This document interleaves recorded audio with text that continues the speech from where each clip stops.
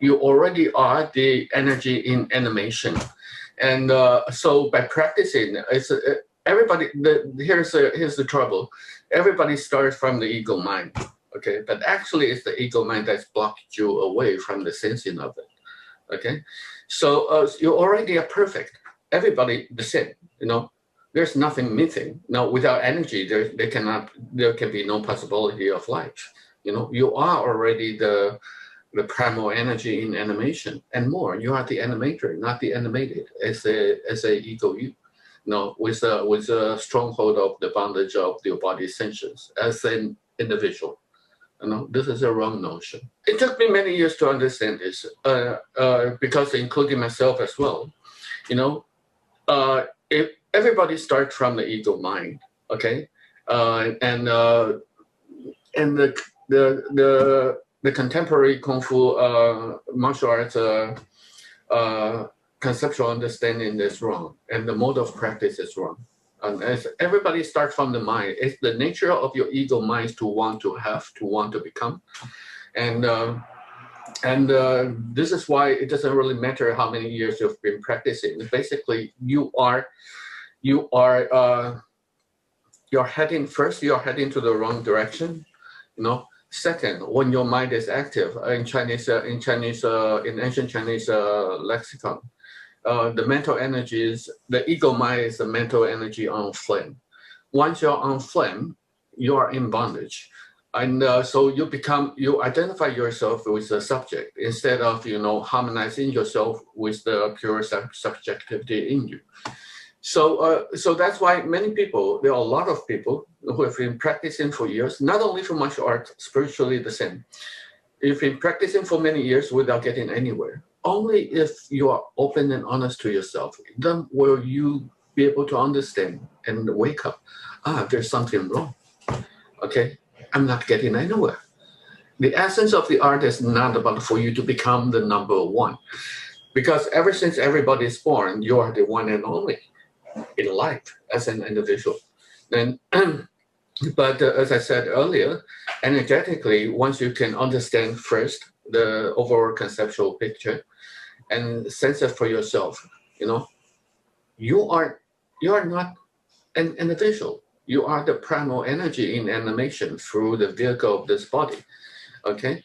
And then your perspective will become different, okay? And then it's not an art of about to become the number one. It's an art of being, harmonizing yourself with your primal energy in you. But to do this, because when you're talking about this internal landscape, because it's a subjective art, it is also an empirical science. So that's why for people to really understand what they are trying to, why they are practicing, when you need a very good conceptual understanding. It's very similar to when you want to make a trip to somewhere you've never been before, because you're never taught, you've never been there. So you need to find yourself a valid map, okay? And before you embark on the journey, this is what I refer to as a conceptual framework of understanding. And once the map is there, you have to prepare your gears and then embark on the journey with a good sense of direction, so that you won't bear the risk of being lost or being deviated somewhere in the middle of the way. So this is the essence of the art: validation. Don't keep on accumulating knowledge in your head or without being able to digest it or sense it yourself. Okay, so this is why in ancient Chinese Kung Fu lexicon, there's a saying: if you just practice the forms and skills without proper understanding of what you're looking for, you'll get nowhere. By the end of the day, your form will remain empty. You see? So if you repeat the same, if you make the mistake, everybody made mistake. If you make the mistake once and you know it's a mistake, okay, you have to prevent yourself from making the same mistake again. But if you make the mistake twice, that only says that you're stupid. You're ignorant. You don't know what you're doing. Okay, and if you repeat it 10,000 times, from a small mistake, it becomes a stronghold of your mind. You entrap yourself in your ego, and then, okay, nobody can rectify the mistake you have accumulated in you, and you'll be forever under the spell of your imagination, and worse, other people's imagination. Once you have this realization and you start to understand, you deflame the mind and you see things from a different point of view. In this sense, if you're taking a student and you help them realize that they need to look at things from this different perspective, do they instantly acquire these skills, or is it something that they understand and then it's just a gradual progress to improve and make it better? When it comes to the learning process, the mode of learning is different. So everybody's different. And some people get it faster, some people never get it, especially when you try to use your mind to understand me, you cannot. So through validation, so that's why I tell my student, if you say that you understand me, yes, you can understand my words, you can understand the meaning, you can understand the concepts. But the problem is that the concept is the claw of your mind. You are still bound by your mind. But that's okay. That's the first starting point. You have to understand the concept. Again, through validation, you put up the puzzle work and validate the puzzle works from inside of you, of yourself, and to come up with a picture. Okay, that's the first step. This part is easy because I'm perhaps one of the very few teachers. Not only can I demonstrate to you the skills, I can verbalize it. Okay, this is one of the my key distinction. So once you can understand this, then you need to validate. When it comes to validation,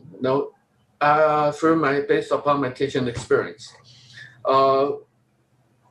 younger people will have more problem because of the lack of maturity of their ego mind. So on average, the age of my students are after 40, on average, okay? And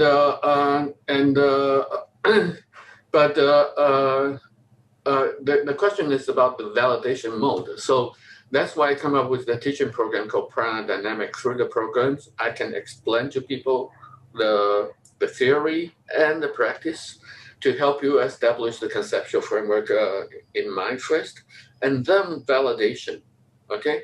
And the way I teach people to validate is through the art of feeding. And contemporarily, the feeding is actually the original format of nowadays what people call the Tai Chi Push Hands, okay? But I personally don't like the term push hands because and then my student asked me, but then why push hands?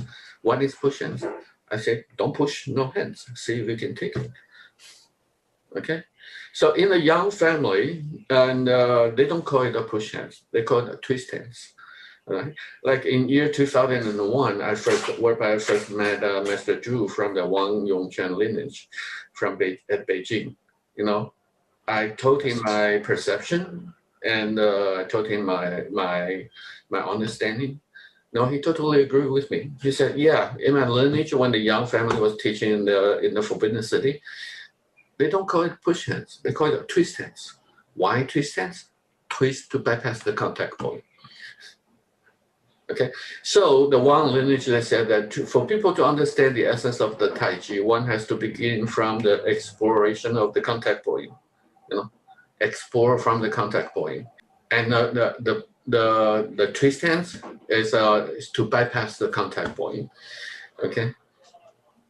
But now people, because in the name of tradition, people vulgarize it, and it's kind of an outright degradation of the essence of the art, and worse, try to make it it's a new format of competition in the name of Tai Chi. Tai Chi in Chinese means the ultimate harmony. In oneness with the ultimate harmony, how can there be contention, let alone fighting or competition? So the current development format of Tai Chi Push Hands is totally wrong. So for your validation process, do you do something similar that looks like push hands, what you call, the feeding and twisting hands? How would that look? No, I do teach people some the principles. Once you get those principles, they can be incorporated and extended to any application techniques. But when you push hands, it's in the feeding mode. It's for people to learn to sense, first their energy by relaxation or releasing of their muscular tensions, to make room for the fascia to breathe. So in the human body, the fascia is actually one of the most important energetic organ. It is it's the energy pathway. So by releasing your muscular tensions, you're making room for the fascia to breathe. For instance, if you tense up your muscles, once you tense up your muscles, it's contraction. Okay, through the contraction of the muscles, you are choking the fascia. Okay, from its proper energy, conductivity, activity. So if you release your muscles, then you release the fascia, and the fascia will have more room to breathe. Once your fascia is released from this contracted tension, then you will have a better chance to sense the energy flow. There's a body energy and there's also the mental energy. So the essence of relaxation is not for you to try to relax. There are two parts of it. And one, you have to release your body. Okay, so that is like the frozen ice in the pipeline, melt off the frozen ice in the pipeline by releasing the muscular tensions. And second, you have to learn to deflame your mind and confluent your mental energy with your body energy, or the ancient Chinese call it the vital energy, to confluence through your fascia. Okay, and this confluence of your mind-body energy throughout the fascia is the core essence of what people call the fascia breathing or internal breathing. Now, this is just the beginning of the internal journey. So it's actually the fascia that is conducting the energy. No, the fascia is just a pathway. The conduction of the energy internally inside of yourself is the wheel of the deflamed mind, the mental orb, not the ego. Once you're in the ego, your mental energy is on flame, it's entrapped, in your head. So once your ego mind is active, your mind, your mental energy and body energy are in separation with one another in functionality. So once they separate, the body energy and mind energy, they are in fragmentation. Okay, so you cannot sense your own energy. So that's why to open up your bodies, to release your muscular tension is the first step. The second step is to learn to deflame your mind, and then to modulate this mental energy to confluent with the body energy. And this will sharpen your body sensations, and then you'll have a better chance to feel and sense